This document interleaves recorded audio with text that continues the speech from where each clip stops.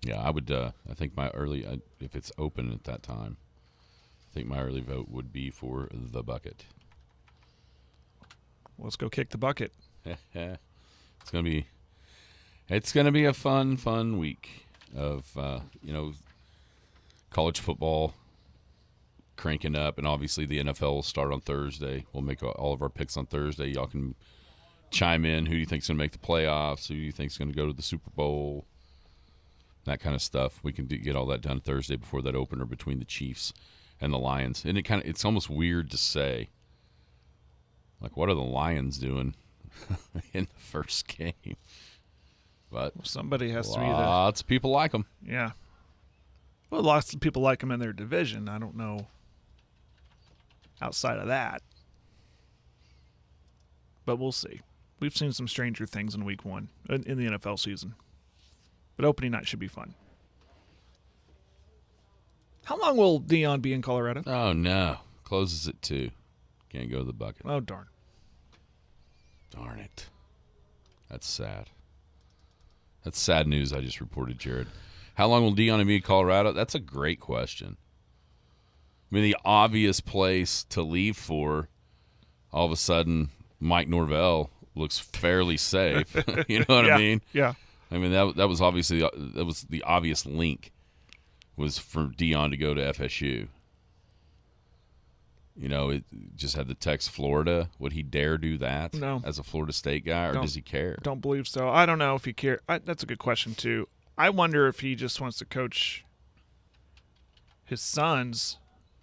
Could he be trying to get up to the NFL? Yeah, that's an issue. He doesn't seem like a guy that's going to be a guy at one place for a long time. And I remember when they hired him at Colorado, I thought, Deion Sanders in Colorado? He just seems like a Florida dude or a West Coast dude or something like that.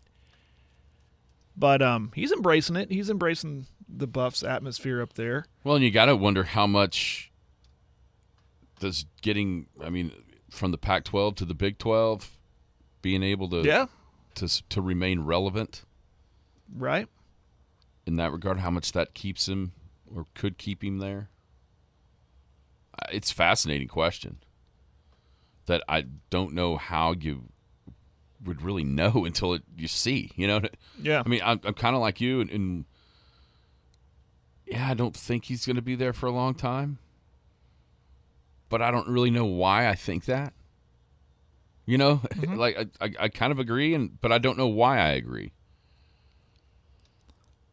Here's my shoot from the hip prediction. He's there until a Florida State comes open, but I think what's going to come open first is USC. I think Riley takes a job in the NFL, not like immediate, like 2 or 3 years from now, which seems immediate. Could you Deion Sanders at USC in LA? Holy moly. Yeah, I mean, I guess. Holy moly. I'm still listen. I just don't see him rooted in Colorado for a long time. They are the story of college football. That's what everybody's going to talk about all week. But before I go handing him the keys to USC, I'm going to need to see more than just one win down at TCU. Yeah, beat a USC this year. I mean, I'm going to need to see him have winning seasons. And I get it. They were 1-11 last year.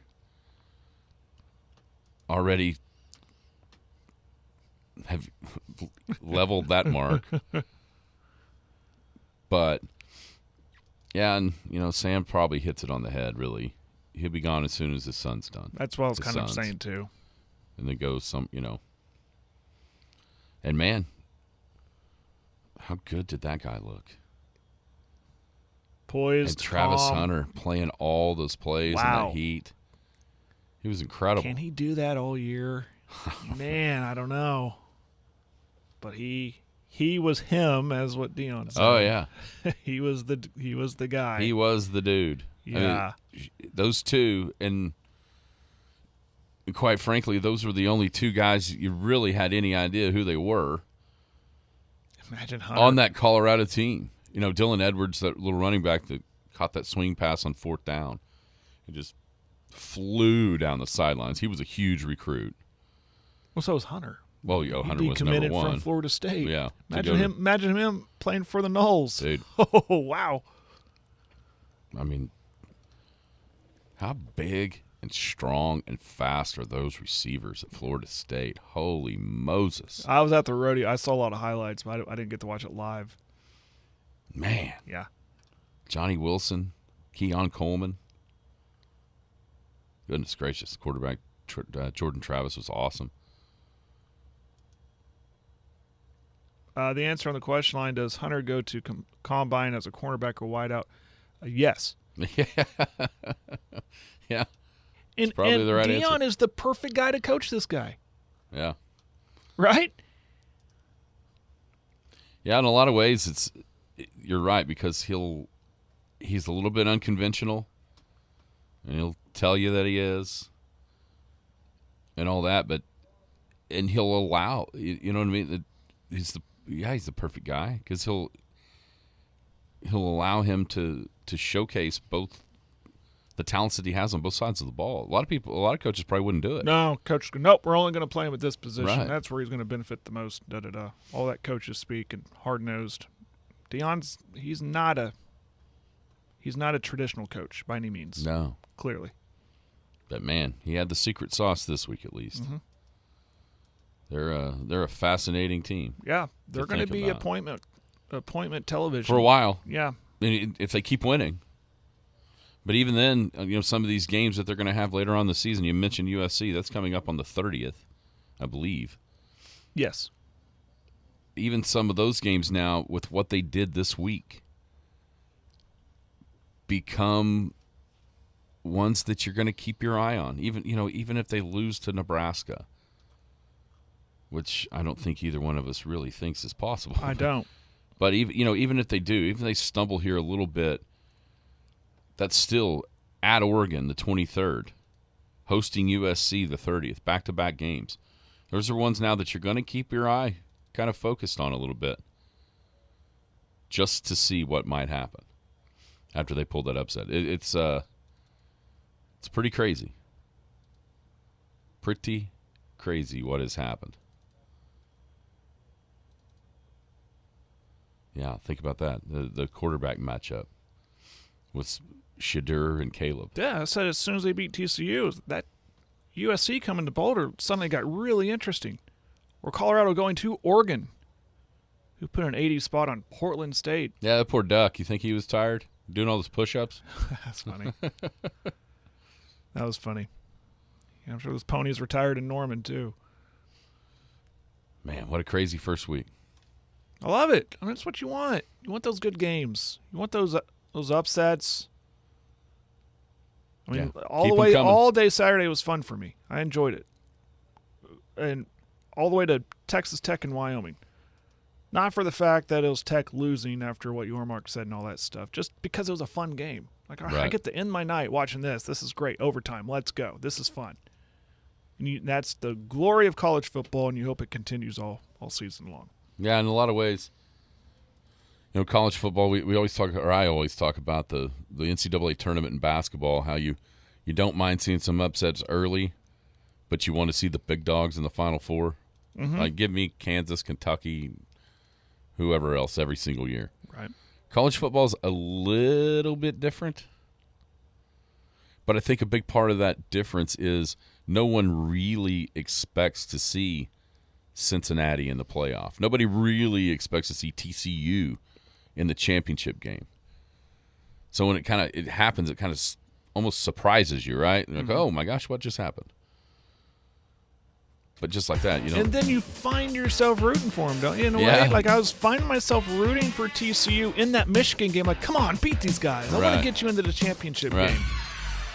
But then when the championship came around, like, well, nice run, TCU. Dang, should have been rooting for Michigan. Yeah. All right, here we have a great Paul Jones Drug Tuesday. We will be back tomorrow. You've been listening to the Skinny on Sports podcast with Aaron Cow. Be sure to hit that subscribe button to get alerts of when the latest podcast is available. Thanks for listening. That ball is blistered to right. Way back. Goodbye. Paul Jones Drug offers a free service that makes taking your daily medications safe and easy. It's called convenience packaging, meaning they can combine all your daily medications and put them in sealed, separate daily packages. This process replaces you from having to fill your daily medication dispenser. And as always, Paul Jones Drug prepares individual blister packaging for long-term care patients. With their drive-through window, curbside service, and free local delivery, it's just more reasons you should choose Paul Jones Drug, 809 North Main Street in Elk City. I'm Rodney Skinner with Paul Jones Drug, and I promise we provide care you can trust.